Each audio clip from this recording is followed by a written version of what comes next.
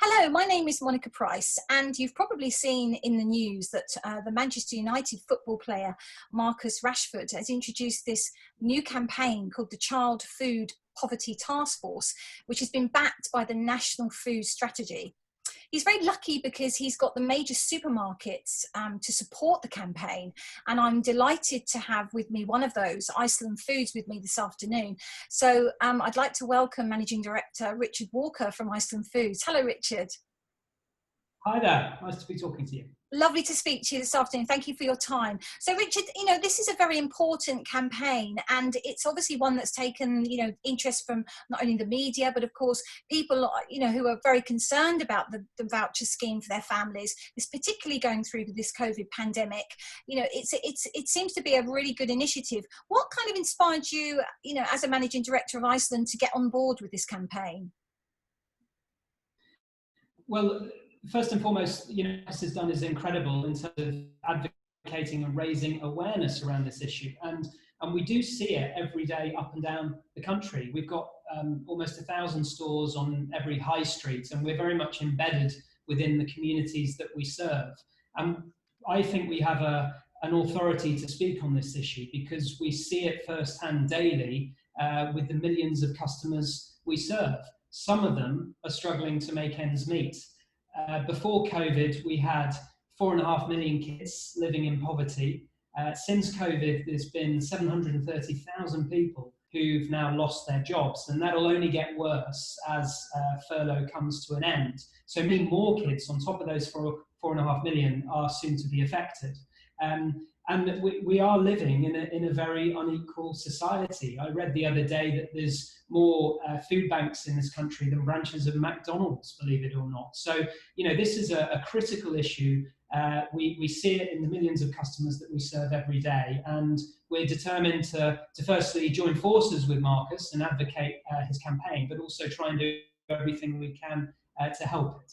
Yes, and you've gone actually a little bit further, haven't you? Because although the government, obviously Marcus has put this towards the government, the government made a U-turn, in fact, didn't they, with the voucher scheme and allowing it to continue over the summer holidays.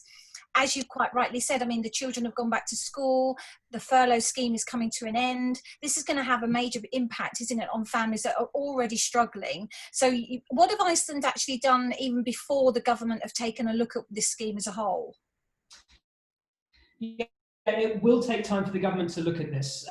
What we've done alongside many other retailers is join Marcus's task force to look at this issue and to try and lobby the government and advise them to broaden the scheme, but also increase the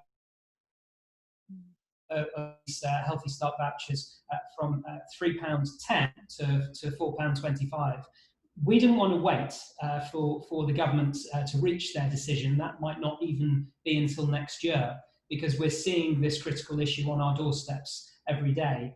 And therefore, we've come out with the first retailer to offer free bags of frozen vegetables worth £1 to any family that has these Healthy Start vouchers. So we're already increasing the value of them by £1. And I think that should be a really effective tool that hopefully should inform government. We're running this for a good 15 weeks, and we want to advise and inform government and, of course, Marcus's team on our findings, and we'll be submitting it via a white paper as well, which hopefully will nudge them to reach the right decision.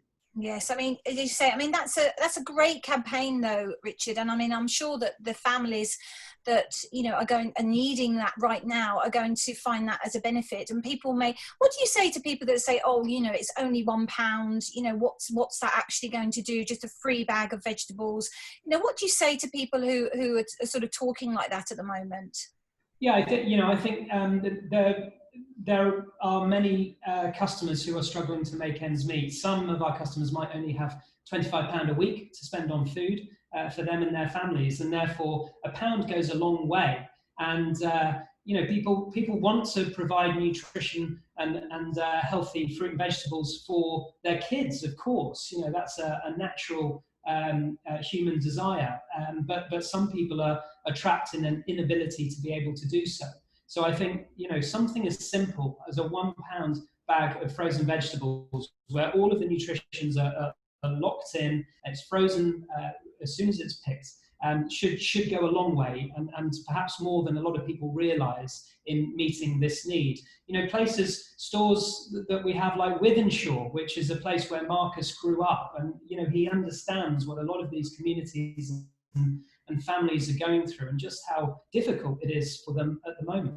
And he actually openly, publicly said, didn't he, that, you know, one of the reasons why he wanted to create this task force, because himself, as a family, they grew up using the voucher scheme, and he knew how important it was, you know, to his family. And you're quite right in saying, you know, that the nutritional value in a frozen vegetable is just as much, if not sometimes better, than that of a fresh vegetable. So it's important that people, you know, realise that it may only seem just £1, but actually that's a lot of money to some people. And I mean, during the COVID pandemic, Richard, how have you seen as a supermarket your business? Obviously, the businesses in the supermarkets have actually, we know they've seen profit margins, you know, go much, much higher, because of course we've all been shopping online and we haven't been able to get out.